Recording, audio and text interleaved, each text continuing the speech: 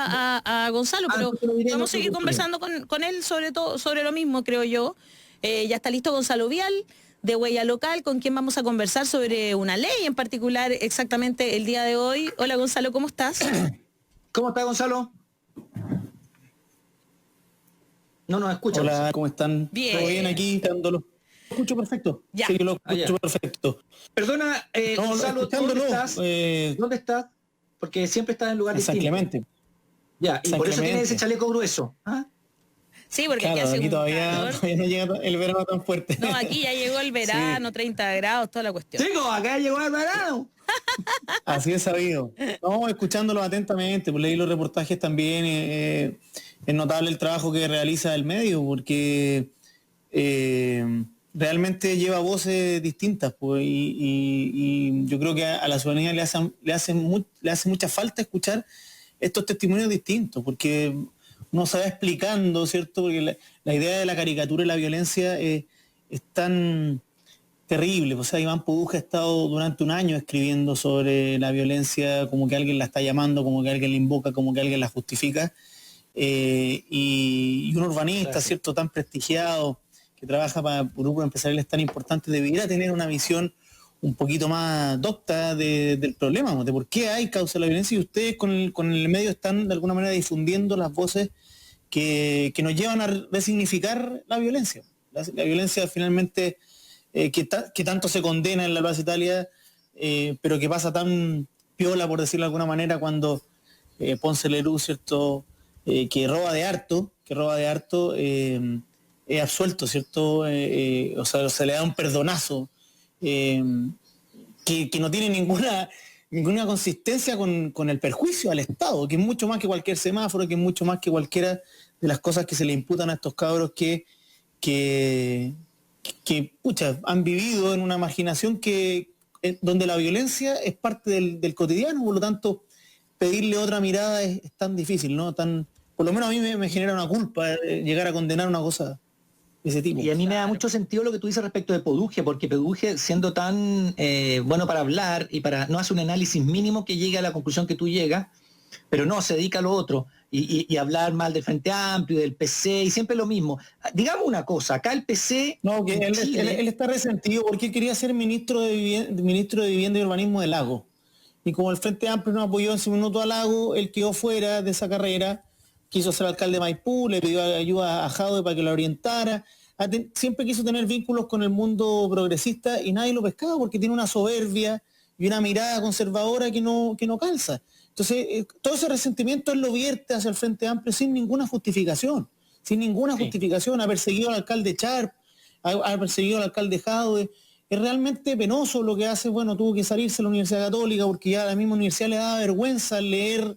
Bueno, por las cosas que decía, hablaba, entonces, claro, por las cosas que decía. Por las cosas que decía, así que, bueno. Sí. No, es como, sí, es triste, pero además, pero bueno, a algunos le siguen dando tribuna porque, mira, bueno, mejor no digo nada.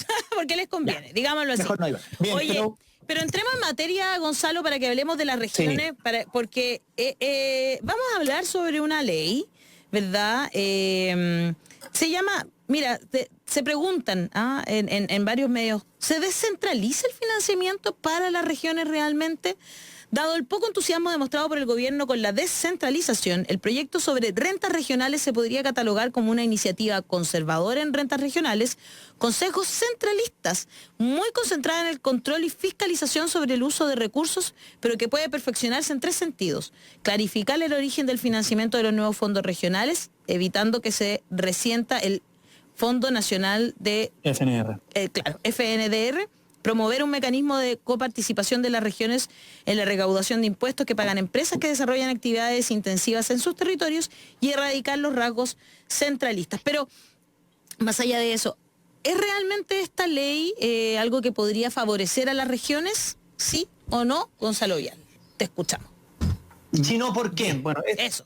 Esta ley se llama fortalecimiento de la descentralización financiera, ¿cierto? Y es parte de las 3 aspectos que contempla una descentralización, que una es esta es la parte fiscal, digamos, en recursos, una en la política, que es todo lo que tiene que ver con la elección, ¿cierto?, que va a ser de los gobernadores regionales, y la administrativa, que es la que crea ciertos cargos hoy día en los nuevos gobiernos regionales. Bueno, esta ley, como bien dice el profesor Egon Montesino, a quien tú leías, ¿cierto? Ex intendente y doctor en estas materias, efectivamente es un proyecto que no profundiza el tema de la descentralización como uno esperaría. O sea, aquí hay cosas que llaman mucho la atención. Por ejemplo, es importante que la gente que está escuchando nos trate de entender porque es complejo esta cuestión. Por ejemplo, el FNR se mantiene, no cambia la fuente de financiamiento de los gobiernos regionales. Perfecto. No existe la posibilidad de recaudación.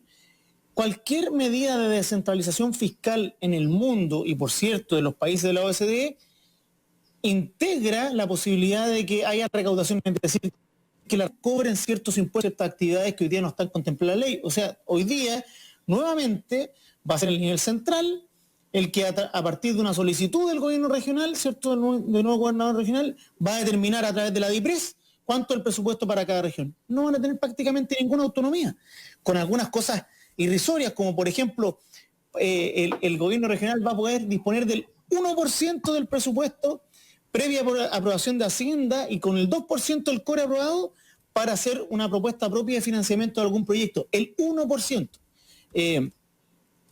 Se crea un fondo de equidad interregional, que la duda, ¿cierto?, que pone el profesor Egon Montesino es si va a resentir el Fondo Nacional de Desarrollo Regional, el mismo FNR. Es decir, va a ser la misma plata, ¿cierto?, que se va a entregar solidariamente entre regiones. Y de esa plata el 40% es para zonas rezagadas y zonas extremas. Las zonas rezagadas y las zonas extremas las define la Subsecretaría de Desarrollo Regional, es de central. Esos son los rasgos centralistas que dice el profesor Egon Montesino que están dentro de esta ley. Se crean unidades de control, se crea además una intermediación desde la Subsecretaría de Desarrollo Regional, es decir, desde el nivel central, para cotejar lo que están haciendo las regiones. O sea, van a haber el mismo presupuesto, ¿cierto?, más control, y además este delegado presidencial que va a anunciar cómo van a invertir las carteras en la región. Es decir, que en términos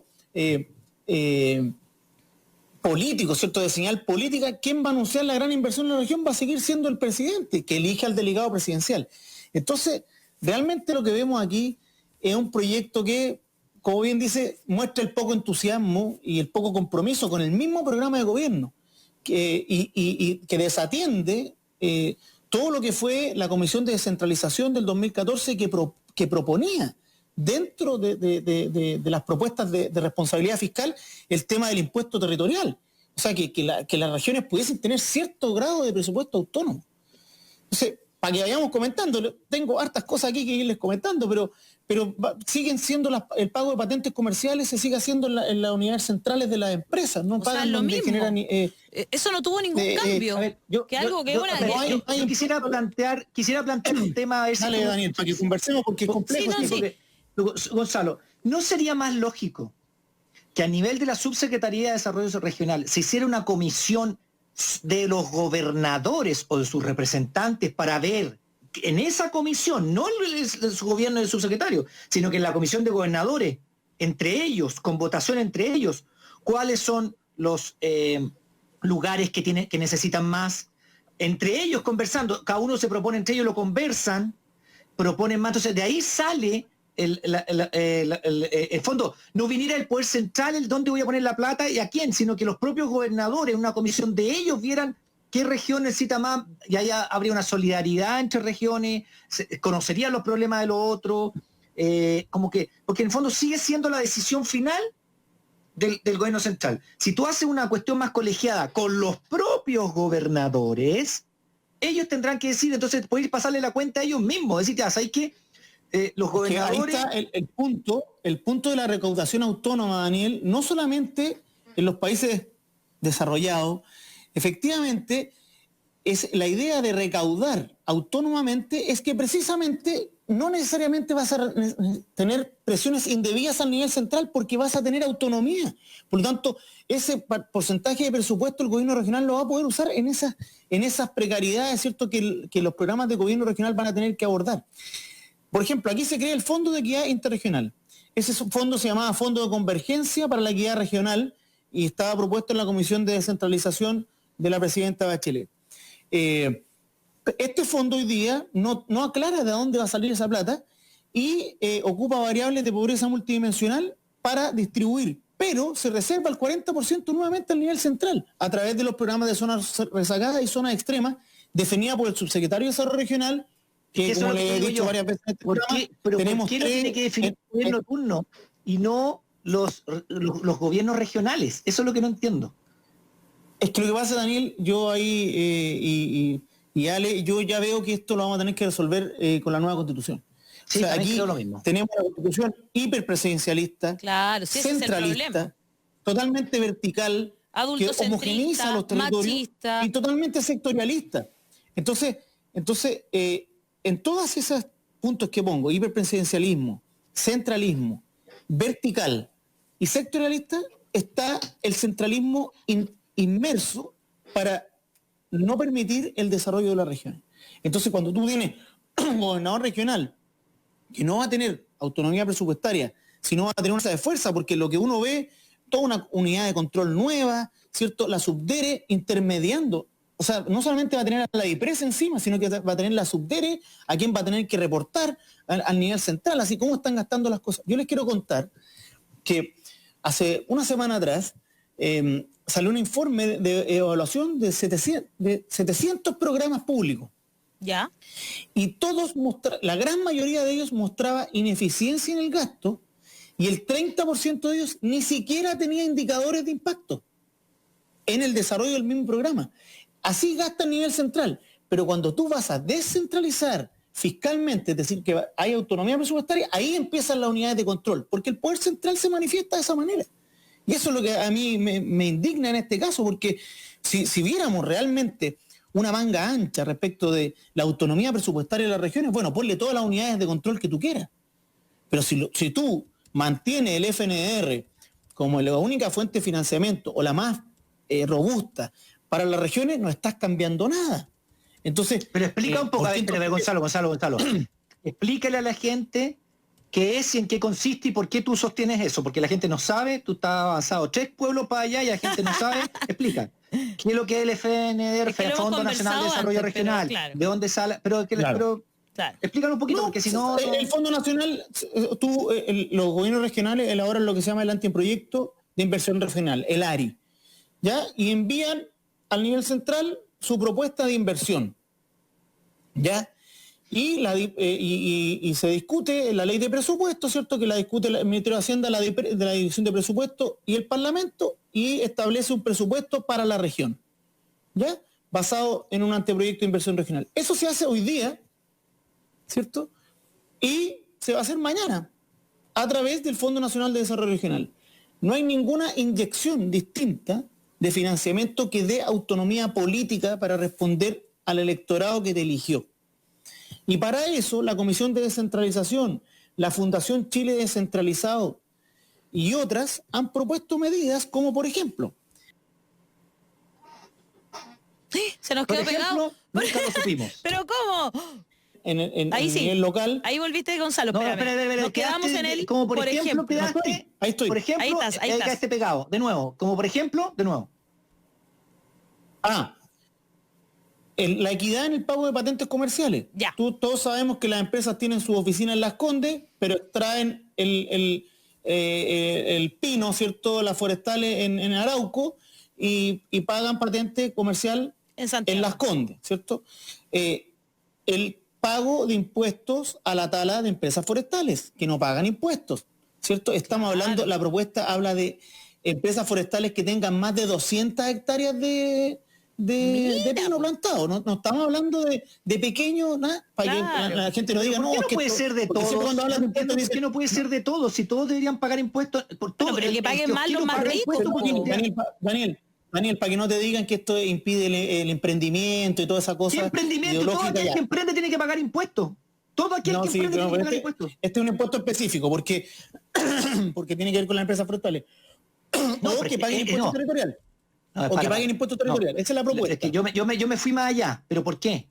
Porque hay exenciones en las empresas forestales que no debieran existir. Es una actividad como cualquier otra. Ya. Además, una actividad extractiva. Y ese es el tercer punto. El tercer punto, porque hay la propuesta sobre la tala de bosque o el impuesto territorial de estas empresas. Para que todos ustedes sepan, Arauco no paga impuesto territorial. Claro. Yo doy el 60% del territorio de la provincia de ¿Por qué Arauco. no paga impuesto territorial Arauco? Porque lo paga... Porque está exento, porque es una actividad extractiva. Pero es que Y no son propiedades habitacionales, entonces no pagan impuestos territoriales, no obstante ser dueño de todo del territorio. Después tenía el punto 3. Exención. Es que yo creo que la gente tiene derecho a entender. Perdona Gonzalo, que te frene. Ustedes me vayan diciendo. Si yo tengo, antes las iglesias no pagaban impuestos territoriales, ahora le están cobrando iglesias territoriales, aunque sea una iglesia instalada en un lugar. Los colegios no pagaban impuestos, ¿te acuerdas o no? Y se empezaron a terminar con el no pago de impuestos territoriales a algunas instituciones. Sí, pues. Acuérdense que solamente las casas pagaban lo que la gente llama contribuciones, ¿no? Pero hablemoslo. La gente paga su casita. Así se llaman, pues contribuciones. No, se llama impuesto territorial. La gente lo llama cuando te llega, pago de contribuciones, así te llega. Un impuesto específico que se llama impuesto territorial. Entonces, hace poco se dijo ¿por qué algunos no pagan impuesto territorial como las iglesias, por ejemplo, como los estadios, por ejemplo? ¿Por qué no pagan impuesto territorial? Tienen que pagar impuesto territorial. Entonces, ahora tú me dices que, perdona, yo tengo una parcela en el sur y pago impuesto territorial. Entonces, ¿por qué no pueden pagar las forestales por el impuesto territorial si tienen por tener un pedazo de tierra? Deberían pagar mucho más. Acuérdate cuando se conoció también que los supermercados pagaban nada, y pagaban más la casa que estaba al lado. Además, como actividad económica extractiva. Claro, más además, por eso lo digo, como económica es extractiva, también está exenta de pago. Tenemos que los áridos, la pesca y la actividad forestal en Chile no pagan impuestos por ser actividades extractivas. ¿Y quién dijo que las actividades extractivas no tienen que pagar impuestos? ¿Por qué se decidió? ¿Es una decisión política? ¿Una decisión económica? Ya, es que ese es el tema. Política y económica, pues están de la mano.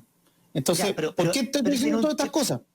Te estoy diciendo todas estas cosas porque cuando uno dice, hay una ley de fortalecimiento, ¿cierto?, a la descentralización financiera, y no ves ningún instrumento distinto a los que existen hoy día para financiar la operación del nuevo gobernador regional, para que le vaya bien, para que esta descentralización sea efectiva y eficiente, y uno ve propuestas absolutamente razonables como las que estamos conversando y no están implementadas en esta ley. Entonces no vamos a cambiar nada. Cambiar las cosas haciendo lo mismo, porque lo que está haciendo va a elegir una autoridad que no va a tener presupuesto autónomo, que va a tener que conversar con la DIPRES permanentemente todo lo que hace.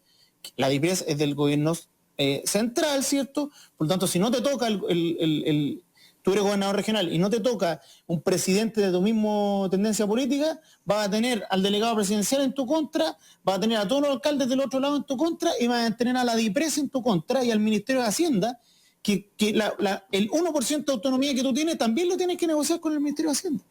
Entonces, aquí lo que estamos viendo es que es un debate que finalmente vamos a tener que postergar para que en la nueva Constitución establezcamos condiciones de garantías de desarrollo territorial. Tú le pedirías entonces a los diputados y diputadas que no aceptaran esta ley, básicamente, entonces, ¿no? Que la transformaran en ley. Es que para transformarla va a ser larguísimo. La ley que presenta el gobierno, la ley que presenta el gobierno finalmente va a salir un Frankenstein porque esto no tiene nada de innovador. Entonces, toda la bancada regionalista... entonces todos quienes han trabajado en estos temas ya salieron a criticar rápidamente el proyecto que se esperó durante todo este tiempo para tener un proyecto que defrauda, que finalmente no fortalece efectivamente con instrumentos innovadores, ¿cierto?, esta descentralización fiscal que es tan necesaria para que este gobernador regional, que va a tener todo el caudal de votos, ¿cierto?, y que genera una expectativa enorme en los territorios, pueda cumplir con sus funciones como debe ser. Entonces yo creo que vamos a tener que esperar para que tengamos esta igualdad horizontal entre los territorios, para que haya equidad interterritorial, para que haya realmente un subsidio territorial. O sea, cuando una región no puede salir adelante, esto esté garantizado constitucionalmente, vamos a tener que esperar el debate constitucional para que estas cosas ocurran. A lo mejor vamos a tener que borrar esta figura de delegado presidencial, o sea, un delegado que tenga menos facultades, pero el delegado presidencial va a tener que va a decir en la región cuánto van a poner todos los ministerios en esa región, cuando el presupuesto más grande de la región va a seguir siendo el sectorialista, es decir, el que viene de todos los ministerios, no el Fondo Nacional de Desarrollo Regional, sino que el sectorial. Y el delegado presidencial va a decir a la ciudadanía, mira, esto es lo que tiene el gobierno para darte. ¿Cómo puede ser posible? Qué increíble. Entonces, a lo mejor esa figura hay que, no sé si borrarla, porque siempre tiene que haber una coordinación con Interior, pero no que tenga las facultades y por supuesto que va a tener hasta no que hoy tenga día. más Entonces, facultades que el gobernador. Eso es absurdo. Eso sería muy ridículo. totalmente ¿Sabes lo que pasa? ¿Sabes lo que pasa? Que estáis tentando a la gente para decir, ¿sabéis que hagamos una cuestión más federal nomás? O sea, claro. dan ganas, ¿no? Y claro, y los parlamentarios más conservadores en esto, que apoyan esta propuesta bien conservadora de realización fiscal, finalmente salen ese argumento: Chile no es un Estado federal. Y eso es absurdo también, porque lo que se está proponiendo aquí no es cambiar la idea de un Estado unitario. Colombia tiene mucho más, es un Estado unitario y son mucho más regionalistas que nosotros. Colombia, mírenlo, por favor. Sí, aquí por supuesto, hay mucho si aquí lo que ver. Por eso, entonces en la nueva Constitución lo que tenemos que tener es un Estado unitario que reconozca lo bueno que tenemos en el país, pero se declare descentralizado. Hoy día la Constitución dice descentralizado o desconcentrado en el caso que corresponda. Entonces, esto es desconcentrar. Tienes unidades, pero no tienes la posibilidad de decisión política en los territorios. Y ¿sabes lo que molesta un poco? Ejemplo más, Daniel, que va a tener que negociar tu Fondo Nacional. Perdón. Daniel, es que son las... Sí, tenemos que terminar. Sí, tengo que cerrar. Pero una cosa, ¿sabes lo que molesta un poco? Que los diputados y senadores de regiones son más que los de Santiago. No puedo creerlo, ya me van a sacar. ellos ya me van a sacar, ellos son las podrían 11, hacer más. Gonzalo. ¿Cómo? Son las 11. Mira, justamente te preguntaban en Twitter, Gonzalo. No, muchos podrían hacer más, pero recordemos que el 80% del Parlamento es santiaguino. El 80% del Parlamento es santiaguino. O sea, aunque van por la región, el problema lo están definiendo en el fondo gente de Santiago, que ve... Sí, eso es. Son santiaguinos. Sí, Juan Antonio Coloma es por la región del Maule. Te estaban preguntando en Twitter qué opinas de las ideas de los estados federales en las zonas norte, centro y sur. Como me imagino que se refiere Miss Pupo a que dividamos el país, ponte tú, en 3 zonas, en 3 macrozonas. Tampoco es tan mala esa idea. Yo también la he pensado. ¿Sí? Hay una propuesta de macrozona, ¿cierto? Pero aquí, mira, hay gente que está por las macrozonas, hay otra que dice volver a las provincias. Aquí el tema tiene que ver con la posibilidad de decisión autónoma y presupuestaria de los territorios. Tú puedes generar las macrozonas que quieras o generar el país nuevamente dividido en provincias, pero si no tienes presupuesto y garantías constitucionales de desarrollo territorial, es imposible que sean reclamables ante el Estado para que una persona que nazca en Cochamó tenga las mismas oportunidades que la que nace en Puerto Vara, donde la diferencia en puntaje en la prueba de aptitud, en la PSU son 200 puntos como promedio, en la misma región de los lagos. Claro. Esas garantías de desarrollo territorial no están hoy día en nuestra Constitución y es parte de lo que vamos a tener que debatir y cambiar luego que tengamos el triunfo del apruebo y la Convención Constitucional constituida como esperamos que sea. En YouTube dice Gloria Galvez, eso Gonzalo, no va a cambiar nada en favor de nosotros y nuestro país hasta que vivamos bajo la nueva Constitución. Freddy Jiménez, mientras el Servicio de Impuestos Internos no haga la pega como corresponde y deje de cazar pececitos mientras los peces gordos se cuelan como quieran. Tenemos que construir un nuevo servicio con la Convención Constitucional. En Facebook, María Angélica Ojeda dice, violencia es la cesantía, violencia es no tener derecho a la vivienda, violencia es vivir sin agua, violencia es no respetar los derechos humanos, el no respetar a nuestros pueblos, nación, originarios, dice María Angélica, y ese es el comentario que le estábamos leyendo a esta hora a Gonzalo Vial después de venirnos a presentar esto que parece ser una vez más una ley que es como un eslogan, pero que no cambia nada y profundiza el modelo que en el fondo está defendiendo el gobierno, que es muy parecido a lo que pasa con varias otras leyes educacionales. O sea, con la intervención de Carabineros y con todo. Yo creo que todo eso va a tener que decidirse por la constituyente. Yo estoy de acuerdo con Gonzalo. Pero muchas cosas más ahora están empatando las cosas, empatando, Sí, sabiendo que es lo que viene. Están como tirando ahí, chuteando. Chiquillo. Ya pues Gonzalo, como siempre, un placer y clarísimo todo lo que nos viniste a presentar en esta ocasión. Tienen que seguir a Huella Local. Vamos a estar haciendo seguimiento, ustedes saben. Que sigan a Huella Local. Vamos a estar haciendo seguimiento a estos temas y ahí los vamos a seguir comentando en lo sucesivo. a través de, de todas sus redes sociales, @Huella Local. Los encuentran en Facebook, en Instagram, en Twitter. Y nosotros nos vamos a una pequeña pausa en televisión y también en redes sociales, aquí en la radio, en la 94.5 Radio Sach. Nos vamos con Blair. Esto